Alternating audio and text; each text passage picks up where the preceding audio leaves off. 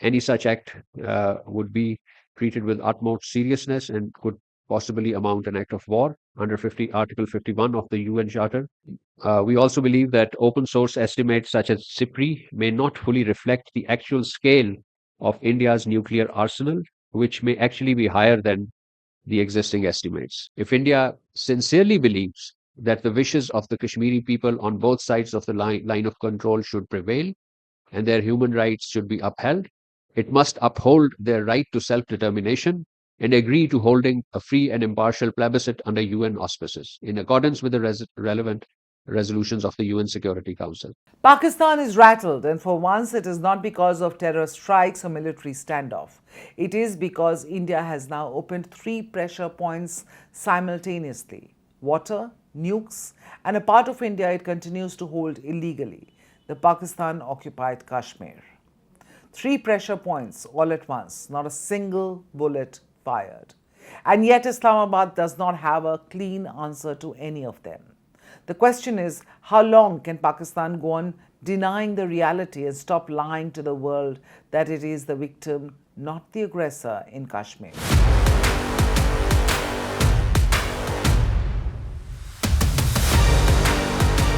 Start with water, because for Pakistan this is existential. Any attempt to block or substantially curtail water that is vital to livelihood, agriculture, and well being of more than 250 million Pakistani would be a deeply irresponsible act and contrary to established international obligations concerning transboundary rivers and indeed India's own bilateral agreement with Pakistan.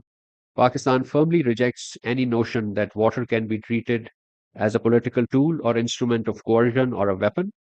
Such actions would threaten not just regional peace and security of South Asia and beyond, and the responsibility of such threat to international peace and security would fall squarely on India's shoulder.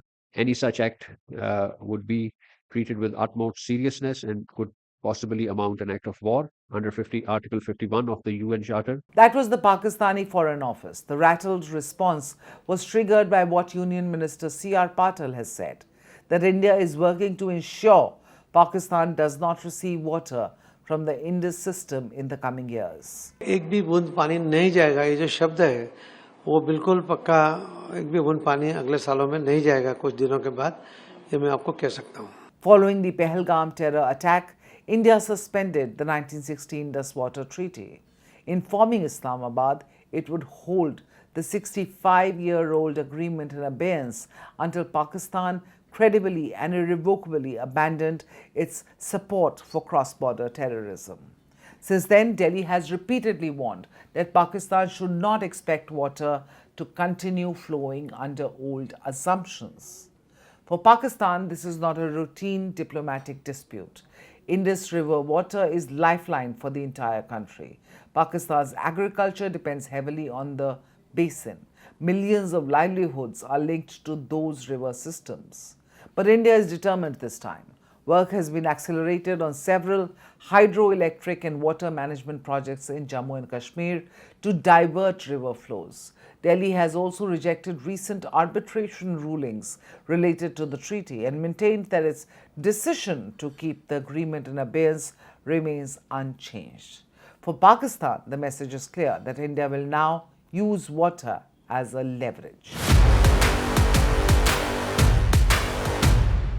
India's nuclear arsenal is the second pressure point, and unlike Pakistani leaders who love a bit of nuclear saber rattling every now and then, India has been building up its arsenal quietly. As per the recent CIPRI report, India outnumbers Pakistan's nuclear arsenal by at least 20 warheads. More importantly, CIPRI says India has operationally deployed 12 nuclear warheads for the first time in its history. And Pakistan's response is as expected. Pakistani Foreign Office's nervous response says it all. Pakistan does not seek an arm race. We are not interested in arms race and matching warheads or arms and ammunitions by number. However, we remain mindful of the evolving security environment. We will continue to take measures essential for preserving strategic stability and deter any possible India's aggression. Pakistan urges the international community to closely monitor developments and deployments of India's nuclear arsenal that may affect strategic stability in South Asia and undermine peace and security at the regional and global levels. For decades, Pakistan used its nuclear arsenal as a psychological equalizer. Every time India raised the pressure, Islamabad reached for nuclear language. With Op Sindoor, India called Pakistan's bluff. And then there is the third front, the one Islamabad is most sensitive about, because it is happening inside territory that Pakistan controls and cannot silence. India sharply condemned Pakistan over the killing of more than 27 protesters and injuries to another 27 during security force crackdowns in PoK, which is Pakistan-occupied Kashmir. India called out Pakistan's oppressive and extractive policies and human rights violations for the world to notice. This has riled up Islamabad. If India sincerely believes that the wishes of the Kashmiri people on both sides of the line of control should prevail and their human rights should be upheld, it must uphold their right to self-determination and agree to holding a free and impartial plebiscite under UN auspices, in accordance with the relevant resolutions of the UN Security Council.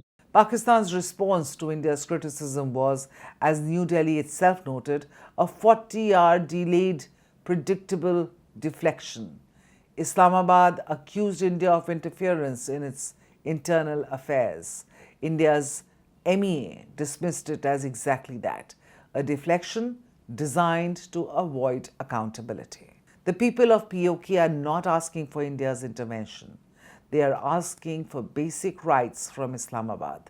But every time Pakistani security forces fire tear gas in Muzaffarabad, India is there, watching, commenting, and making sure that the world notices. Step back and look at all three fronts together, and a clear strategic picture emerges. India is not fighting Pakistan on any of these three fronts. It is not firing missiles. It is not sending troops across the line of control. It is doing something more sophisticated. It is applying sustained, multidimensional pressure through instruments that are entirely within its sovereign rights, and that Pakistan has no clean counter to. Pakistan now has three choices. It can address India's stated conditions, end its support for cross-border terrorism, and watch two of those pressure points disappear. Or it can continue its current posture and watch the pressure accumulate. The third option is also there, escalation. But that carries risks that Islamabad's own economic fragility makes extremely difficult to absorb right now. There are no easy options, and that is exactly how India designed it. This is Times Axis, where global stories meet India's perspective.